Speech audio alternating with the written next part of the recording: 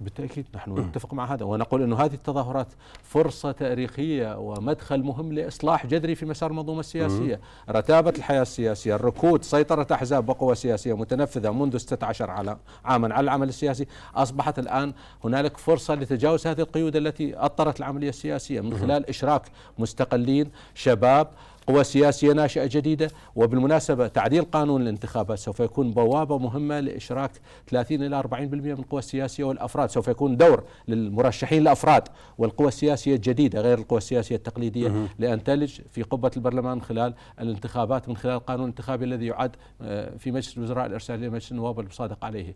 بالتالي هناك بوابة مهمة لإشراك هؤلاء تحت قبة البرلمان.